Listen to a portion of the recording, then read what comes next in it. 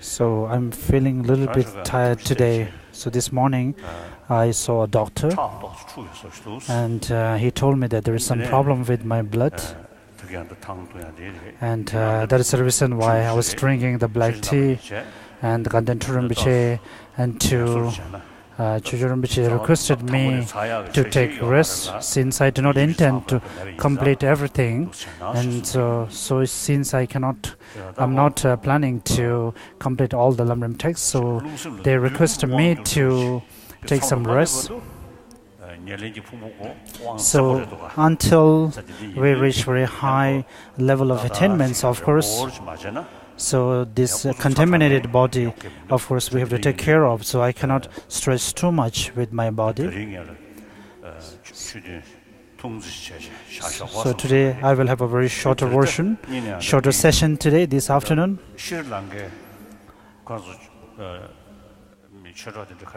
And there is some Dhamma friend from Sri Lanka whom they have met a short movie about Lord Buddha, the life story of Prince Siddhartha, and I met them before. And so they wanted to show the movie to me first.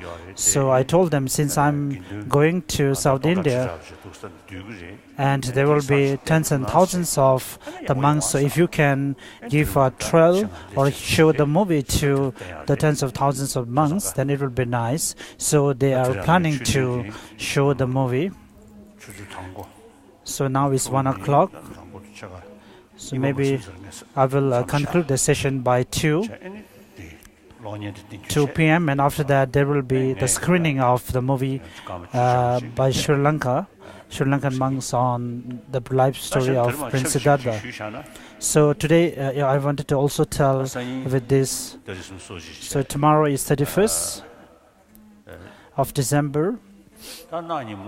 And day after tomorrow is the first day of the 1st January, and it is considered, and it is also the New Year day. And Serajey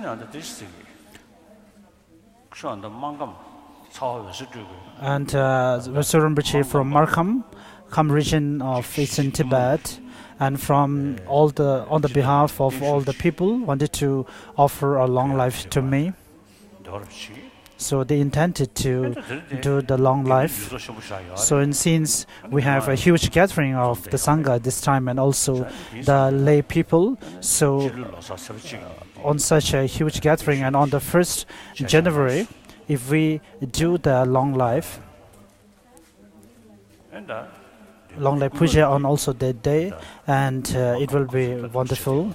And it was requested by the Markhambas, the people from Markham region, and also generally all the devotees and all the attenders have really great faith in me, but not like the general ones. So I do not wish to have very long chantings as done in normal long life pujas. So as I used to say that, so the teaching of the Lord Buddha is what is reality, and we have to also face the reality. So the ritual and the ceremonies, I'm not so inclining towards these ceremonies, and I consider this as a waste of time. So during the long life puja, so the Omje, the chanting master will recite. They may solemnly stay for tens and thousands of times. So even the chanting master knows that I won't stay for tens of thousands of years, but with some grains in his hand, and he says that I got the assurance from my master that my master will stay for tens of thousands of years. So these are all the kinds of melodious songs, so which are all, in fact not real. In fact, not realistic. And I also used to do the long life puja in a very shorter version. First recite the praise to Shagya Buddha Muni 3 times, and after that recitation of a Heart Sutra. So Heart Sutra is the main sutra of all the Buddhist followers all over the world. Then after that, recite the text composed by Lama Tsongkhapa, the praise to Lord Buddha upon teaching of dependent origination. So this text is a wonderful text composed by Lama Tsongkhapa in praise of the Lord Buddha, and the content is actually very vast and deep, and generating faith to Lord Buddha in terms of understanding the Lord Buddha as a teacher who gives us the teaching of dependent origination. And Lama Tsongkhapa himself has stated in the text that he developed a special devotion to Lord Buddha, having seen or understood the profound view of emptiness.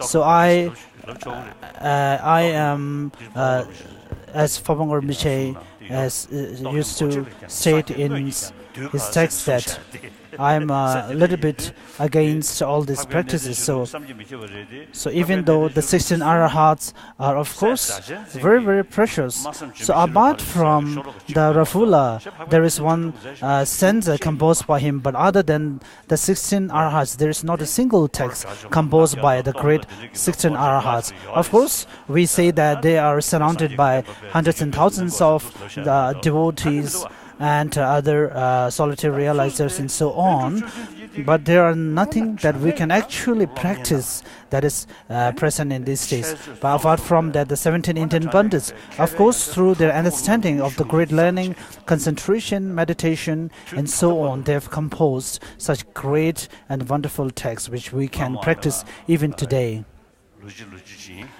I think it was a few years back when I have the gallbladder operation, and the illness before that, I went for a pilgrimage to Nalanda, and we do a recitation of Abhisamaya Alamkara, the text by Lord Maitreya. I think we also recite the supplement to Madhyamika by Chandrakriti. So then I thought that. So from this Nalanda Institute, of course, hundreds of scholars evolved from this great university, and whatever the text composed by them, we Tibetans are the only one who preserve those texts and make it available to the today's world. So in terms of the general teaching of the Buddha also, all these texts are composed on the basis of the general presentation of the teaching, not particularly to any individuals. So therefore, it's nice to recite the praise composed by Lama Tsongkhapa.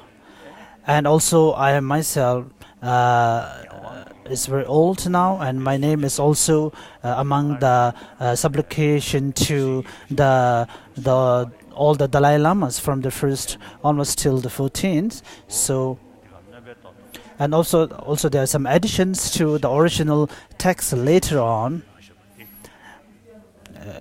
composed by Trishul Rinpoche. So we will also recite the supplication to the life stories of all the Dalai Lamas. Since I have the title of Dalai Lama, and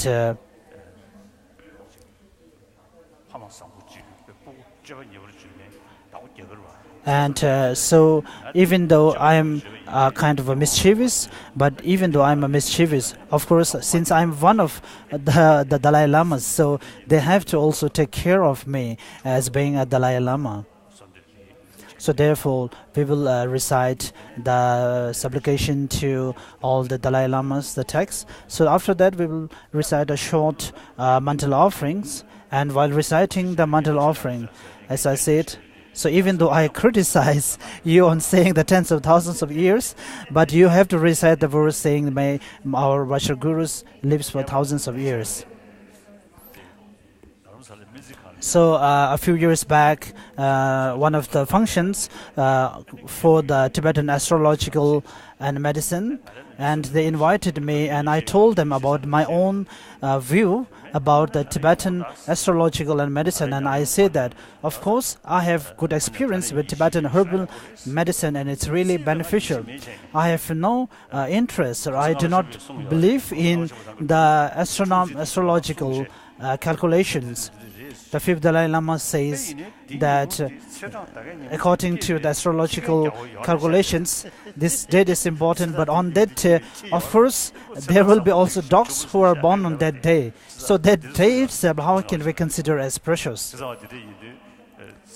So I told them that I have not much interest and believe in the astrological calculations. And later, the teacher who's teaching those astrological calculations, and they also feel disencouraged, and also they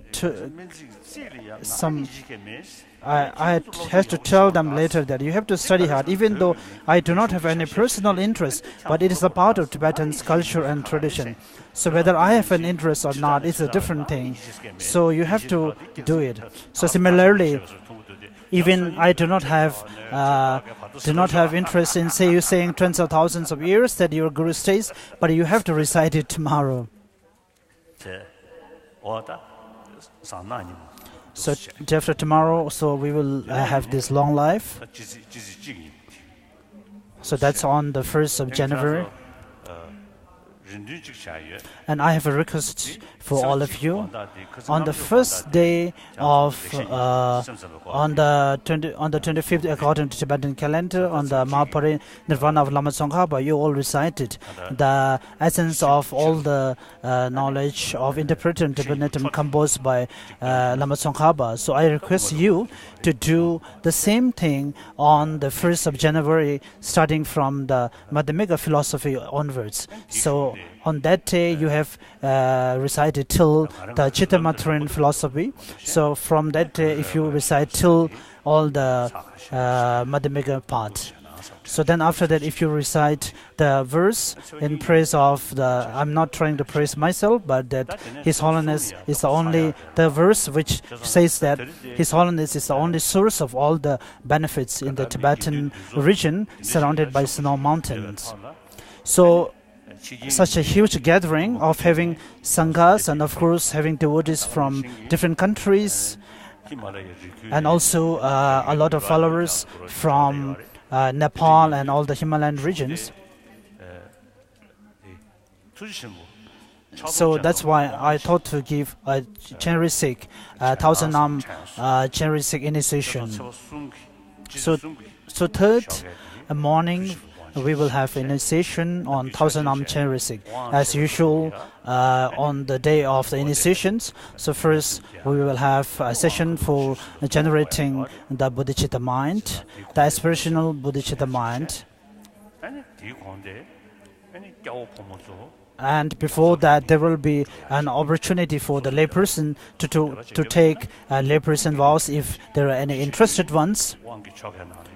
So as it is stated in the ritual text of the initiation that the disciples and the followers need to be of 4 different varieties.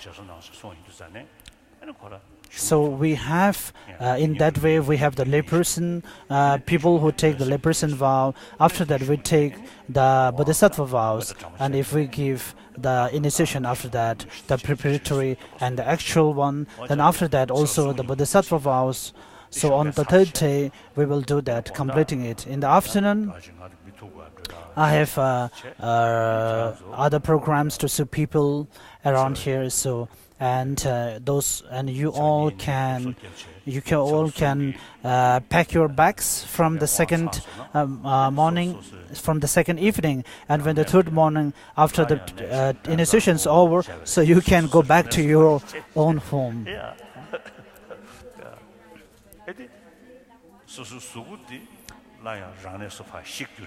So your body, you have to bring it to your own place again. But your mind, as we have discussed for many days here, so your mind should be focused on the teachings, at least for a few days after that. What we have discussed for many days as developing antidote for the self-cherishing and the self-centered I, so you should never forget those important points. And also, while taking the Bodhisattva vows, also you have to make pledge. So similarly, even though you will all be departed to the different parts of the world, but you have to remember those important points. So those who have understanding about all these things, of course, it is I have nothing to say. But those the beginner ones, so who are here for the first time, and those who have new interest, of course, it will be helpful for you. And the fourth, I will also go back to my own homes. On first, I have to go to some universities to give some public talk in Bangalore city. And later, I have to also meet a Hindu master. And after that, I will also go to Nagpur to see some new Buddhist people. And I will also go to the Bandara Tibetan settlement, and also go to the Bandara city, and also to give some public talk. So I have to go to that settlement. And after that, I have to go to Raipur. And last year, I also went there on some functions of some universities. So at that time, I happened to see a pilgrimage center. So in ancient times, it used to be a way for the kings to travel. And near that place, there is a cave, meditation cave of Nagarjuna. So as soon as I heard that there is a meditation cave of Nagarjuna located there, I felt the urge to visit there. So after completing my public and official engagements, so I am going to visit that place. So there is no road for the cars to go until near the meditation caves. So I have to walk for quite long, but I'm not sure whether I can do that or not. So if it is possible, then I'm intending to go there. And also I brought the text of Nagarjuna, the fundamental of the middle way, to read there once I arrived, and also to some prayers. Then after that, I have to return back to Dharamsala. So these are the programs from tomorrow onwards. So you have to keep that in mind. So we will continue the text.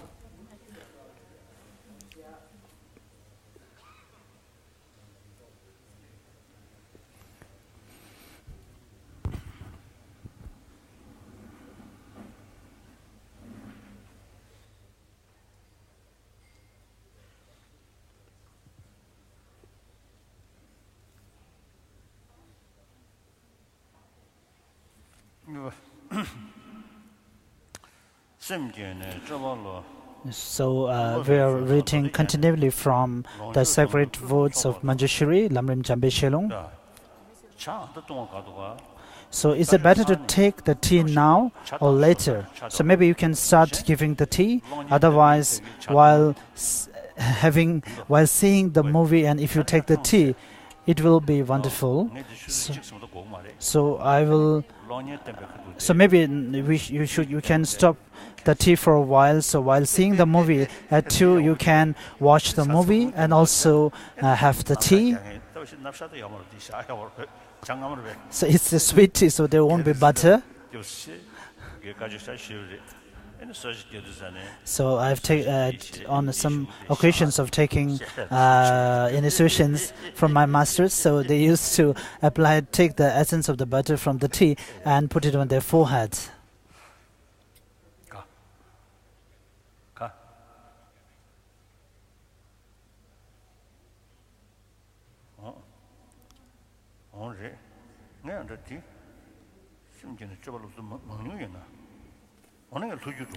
So I will first move to the southern lineage.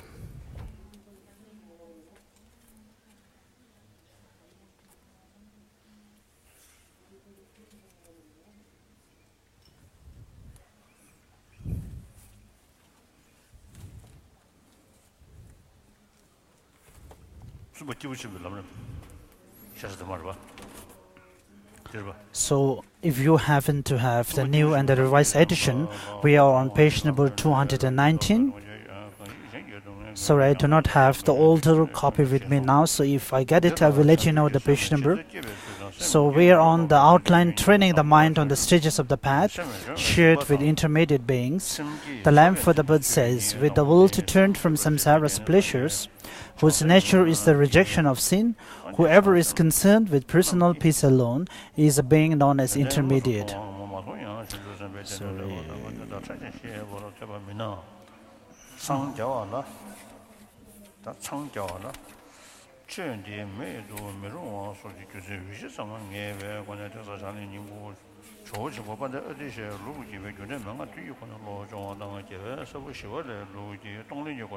Sorry, I make a mistake. So we are on the page number 227,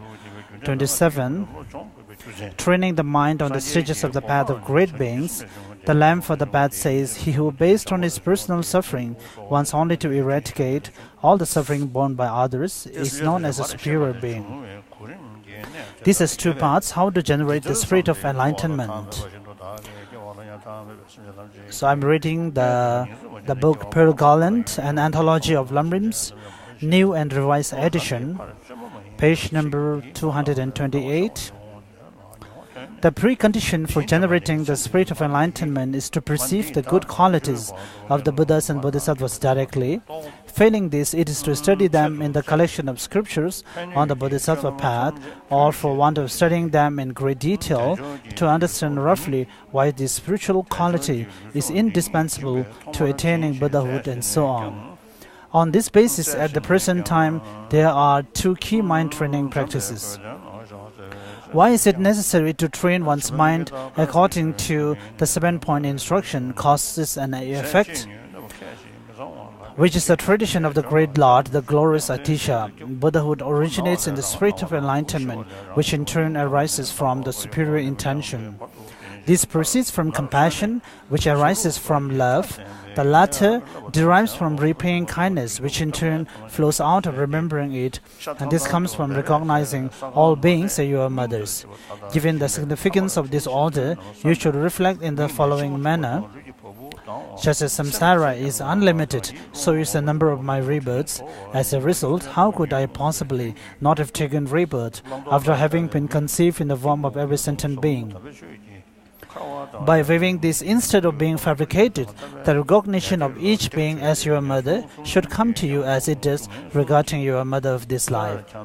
Once you have gained this experience, the following step is to recall their kindness, thinking, my mother of this life kept me in her room for after 10 months. She neglected her own happiness, hunger and thirst.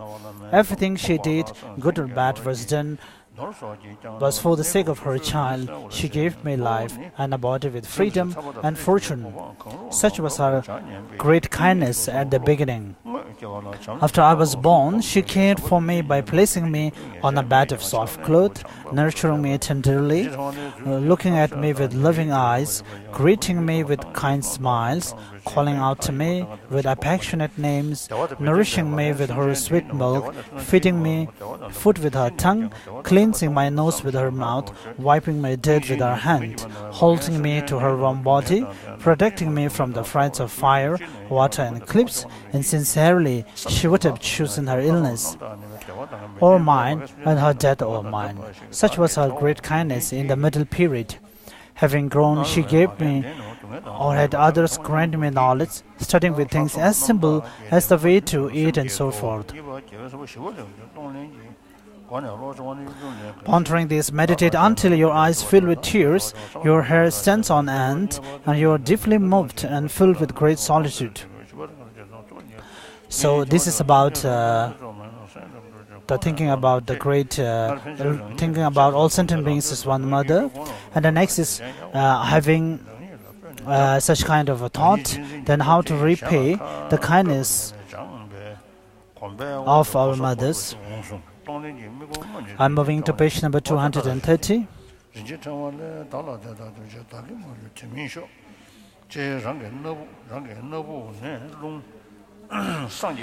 So here it completes the first outline of 7-point instruction, causes and effects. So second is mind training according to giving and then taking, the tradition of the conquerors, Son Shantideva. The guide to the Bodhisattva's way of life says, whoever wishes to quickly protect himself and others should exchange self for others and practice the secret instruction. And whatever happiness is found in the world, all comes from desiring others' happiness. Whatever misery is found in the world, all comes from desiring personal happiness. What need is there to say much? The child did pursue their personal benefit, the moon accomplished others' benefit. Behold the difference between the two. So I'm moving to page number 231. So we have completed that outline. So next is maintaining the spirit of enlightenment through ritual.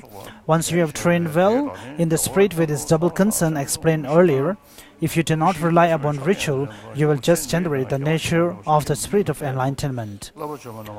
To enter the perfect path, an excellent ritual is important.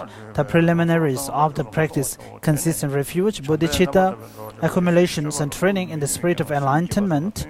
The central part of the ritual consists in maintaining aspirational bodhicitta through ritual. Regarding the final phase, refer to great and middle and expositions of the stages of the path for the explanations of the precepts that prevent the decline of the spirit of enlightenment in this life and in others. Since all the subtleties of the practice depend on having participated in this transmission, avoid personal invention and oversimplification.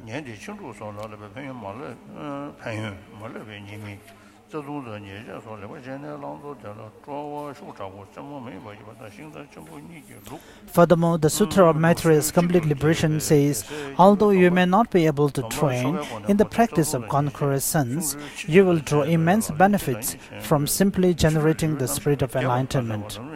However, the Brahmavartika says, compassionate one directly taught the methods to overcome suffering. If the causes of these methods' effect remain obscure to me, it will be difficult to explain them. So, next. So we're moving to the swift path. And as we have told before, we do not have English translation copy of the swift path. So we will be going through the Tibetan text and giving you a brief account of the outlines and their contents.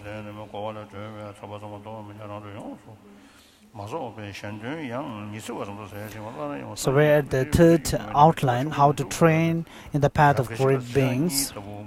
So having trained in the path of the small and the middle person, so we have to train in the path of the great beings. So the door to training in the great being, the path of the great being, is first training on the three trainings or the three higher trainings. And the purpose and the reason behind why one need to train in this great being's path is that in order to benefit the numberless sentient beings, of course, one need to have completed one's own benefits, one's own accomplishments first. So therefore, we need to generate the mind for enlightenment, and we have to often the enlightenment first in order to benefit the maximum number of sentient beings. So the training in the path of the great being can be categorized into two: how to generate the mind for enlightenment, and having generated that mind, how one should train in that path. First is the actual generation of the mind and generation through rituals. And the first one has two, which is first one is the 7-point cause and effect, and second one is exchanging the self with the other. The 7-point cause and effect, the first one thinking about all sentient beings as one's mother. And there are numerous reasons through which we can look upon all sentient beings as one's mother. The primary one being that the present mother, if we think about how kind the present mother has been to us, so similarly we can think in the same manner to all the sentient beings as they have been our mother for hundreds and thousands of times in our previous lives. So second is, if they have been our mother, then how kind they have been to us. So thinking about their kindness, then repairing their kindness.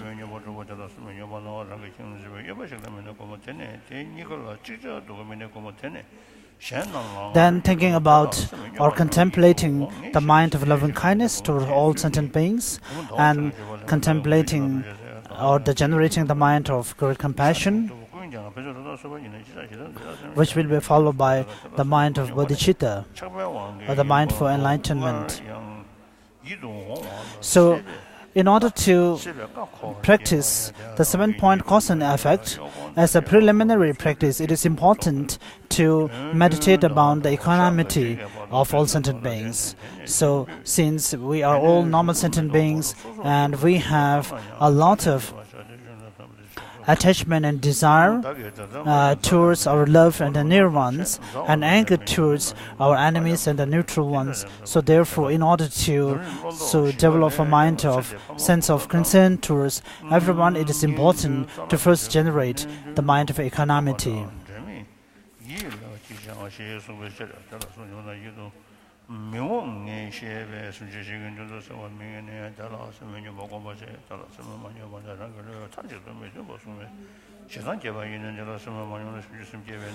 So we have to meditate in such a way that first visualizing one's spiritual master on the forehead of yourself, and also visualize a sentient being in front of you who is a neutral, who has not done any harm to you, neither any benefit to you. So then think in this way that just as yourself, that sentient being is also by nature someone who wants happiness, doesn't want suffering.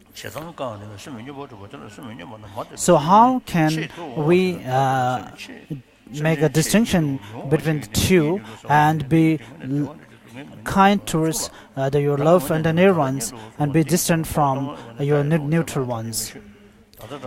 So, having prayed in such way, we have to supplicate to our spiritual master that may I be able to visualize and meditate in such way and be able to see all sentient beings as equal. So if you happen to be in a cave or in a remote place, first with only few neighbors, so first contemplate this upon your neighbors on the right side. Then after that, if your mind is trained a bit, then contemplate in the same way to your left neighbor.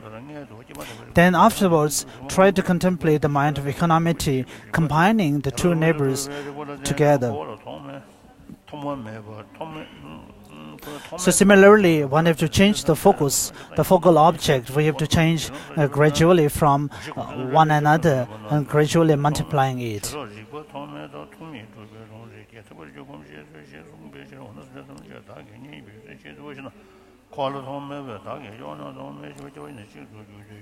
And the reason why we are not able to generate or develop an equanimity towards other sentient beings is due to our attachment and desire. And we have to visualize and think in such a way that I have been taking rebirth for the numberless time to this samsaric world, all due to the desire. And desire is the cause of my constant rebirth to this samsaric world and all my sufferings.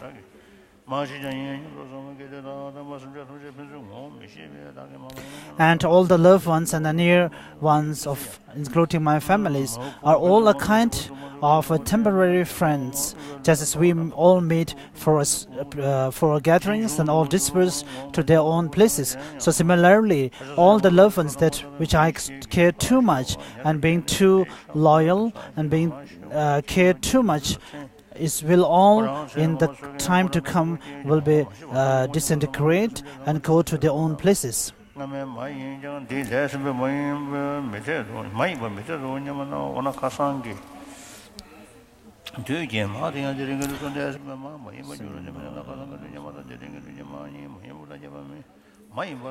So without being able to having equanimity towards all sentient beings or looking at all the sentient beings as equal, there is no way that we will be near to developing the bodhicitta, the mind for enlightenment. And one of the main hindrance and another obstacle is the anger, and it is stated in the engaging in the days of Bodhisattva that all the merits and the gatherings that we have, collections that we have accumulated for thousands and thousands of years, including by giving etc. and offering make to the Buddhas and Tathagatas. So all these accumulations will be destroyed from its root by a mere moment of anger. And Chandakriti has also stated in the supplement to Madhyamika that having anger towards the Bodhisattvas, all the accumulations that we have, including by practice of generosity and ethical disciplines for about 100 eons, will be destroyed. So therefore, among all the negative afflictions, the anger is the most severe one. So thus, seeing the negative sides of the anger and hatred, one should contemplate about how to control one's anger and hatred.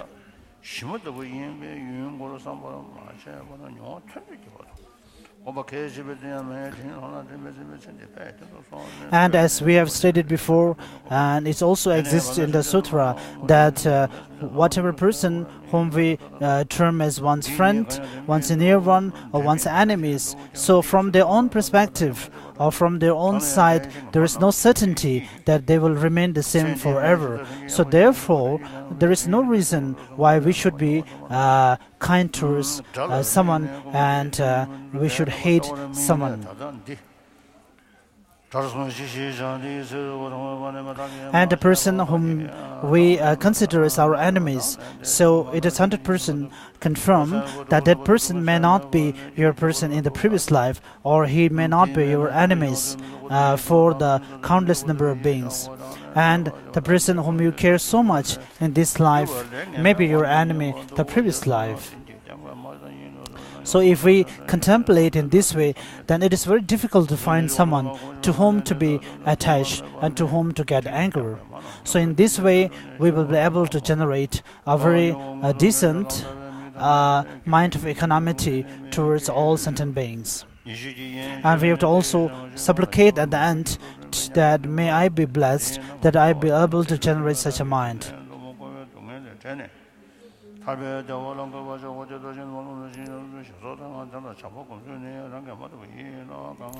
So having seen all the sentient beings as one's mother, and from there to contemplate, from there onwards to the remaining 7 pieces of cause and effect, till the generation of the bodhicitta mind. So we have to contemplate in this way, having visualized or meditated about meditated your masters on your head. and we have to use the logics that are present in the Pramana Vartika, that the mental continuum that is present in the baby, or as soon as we were born. So the similar mental continuum has been preceded even before that. The reason is that it is also by its nature a mental continuums. So for example, the current mental continuum present in us. So in this way, we are proving that the mind itself, the continuity of the mind is endless. From the beginning, there is no beginning to the continuity of the mind, and there is no end to the continuity of the mind. So in that way, since mind do not have a beginning and an end, so therefore the life, the number of the lives that we have taken in the samsaric world also is without limit and without end. So therefore, since the samsara, there is no beginning and end to it, and of course, we cannot distinguish how many times that all the sentient beings have been once a mother. So in this way, we have to contemplate and look towards all sentient beings as one mother.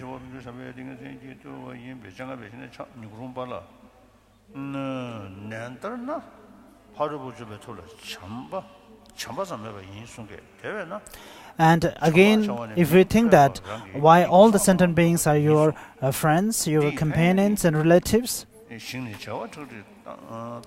and the same reason is that since there is no beginning to the samsara, and we have to move from one life to another, from different realms, and also from one direction to another direction, and from one place to another place. So there is not a single direction, or not a single place, or not a single life that we have not taken rebirth. And also the number of the time that we have taken rebirth, the number is also countless. And there is not a single animal that we have not taken. So we will stop here on the text of meditation about compassion for today.